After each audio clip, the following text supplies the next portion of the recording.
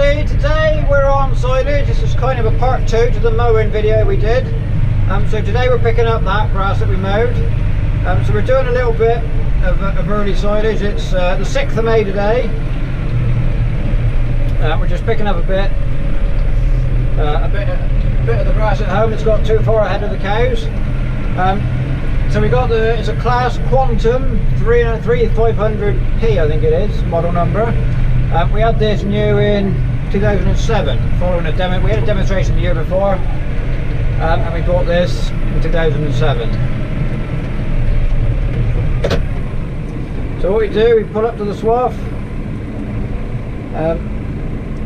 drop the pickup,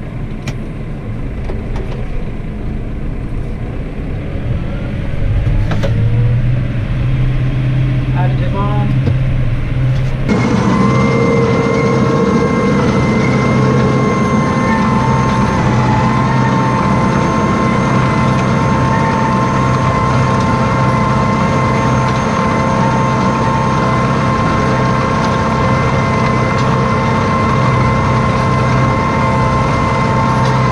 So we've raked this up.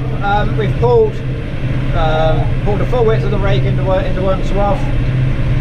We're trundling along. What are we doing? 8 kilometers an hour, picking this up. We do this machine on this tractor. This machine, so you can go pretty fast when there's not much in there. But towards when it's getting full up and it's really banging it in, we do have to slow down a bit, drop down a couple of gears, just to make sure we get enough in.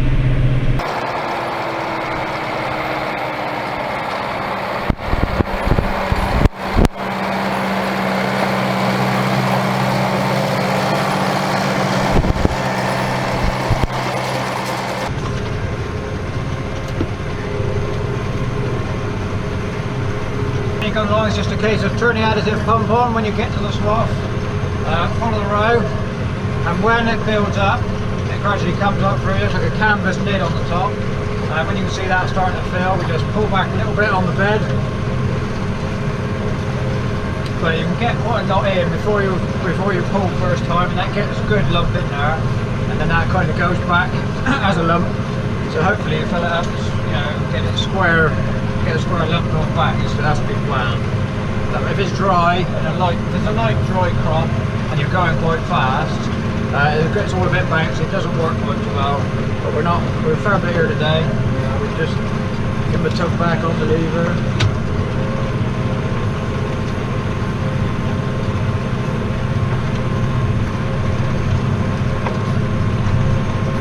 Get to the end, turn the pump off, lift up.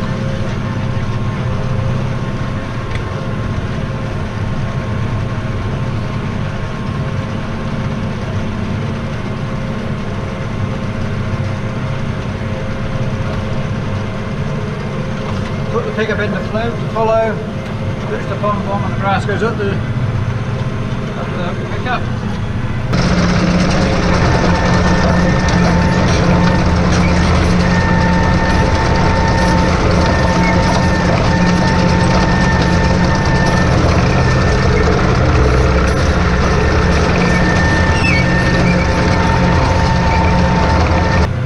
Now there's no auto loading on this machine, so some of the modern ones, once that grass bunches up, it trips the sensor and that pushes the bed back. But we don't have that, so we just watch as we're going along. Watch for it filling up. Just move back a little bit.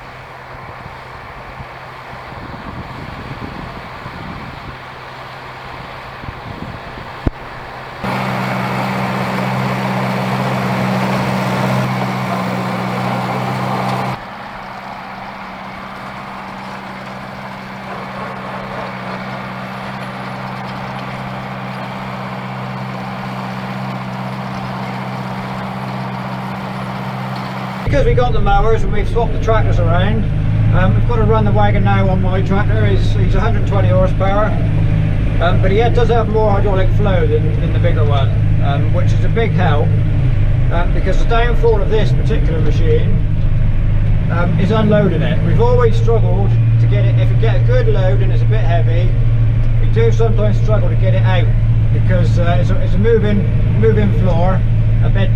There's two bed chains on each side, but there's only one motor and gearbox to run the whole lot, and it's always been a struggle. And I think it would be far better if there was a motor on each side, you know, a motor for each side.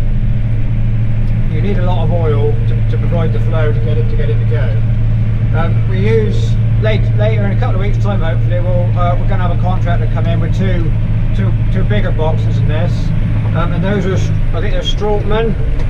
And those are quite a different design. They have got the two motors on each on the back, and they never have any bother. They just fire it straight out. So that's kind of a bit of a design flaw, I think, because we've had this machine on various different tractors. I think the biggest one we've had on it is getting on for 180 or 90 horsepower, and he still didn't unload it as well as we thought it would have done. So it can't be the tractor issue. It's got to be a machine issue. But you know, we learn how to get around it. So this is normally I would do mowing and raking, and brother would pick up with the bigger tractor on the wagon, but we've changed around this year, so this is the first time I've ever driven this machine. Well, yesterday, I learned yesterday. Starting to get the hang of it a little bit now, learning how to load it, how much you can get in, and it's going okay. So before we bought the wagon, we ran a trail forager and two trailers with a loader on the pit, same as now. So why did we go for the wagon? Largely because of labour. There's three of us here, and we can run this system. We can have one on the loader, one mowing and raking. Now we've got the new mowers, and one on the wagon. And also we can carry on at milking time. I can go milking and the wagon still keeps going. But obviously when we were running about with trailers, because we weren't side loading, we were hitching on the forager, and I was shuttling the two trailers backwards and forwards. Obviously you need three. You can't do anything when there's only two of you. So with the wagon, two people can carry on over milking time.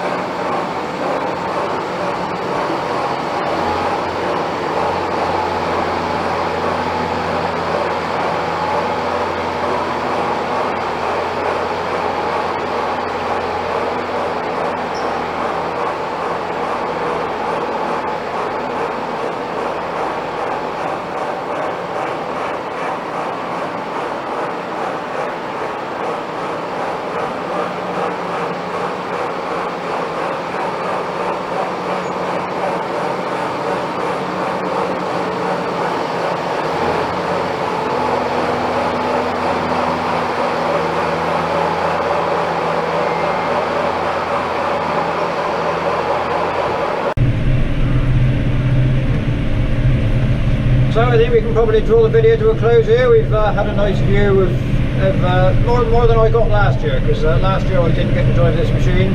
So we've seen a little bit closer detail than last year. I don't want to keep doing the same thing every year. I know silage comes round, but we try and keep it a little bit different. So in about a couple of weeks' time, hopefully, we should be doing our main bunch of first cut. This is just a little bit we wanted to get off early. So hopefully that's when we will have the contractors in with two wagons. Hopefully I can get a bit more filming done then of them operating when that comes along. So I think we'll end this video now. We've kind of covered what we needed to. So I'll say thank you very much for watching, and we'll see you next time.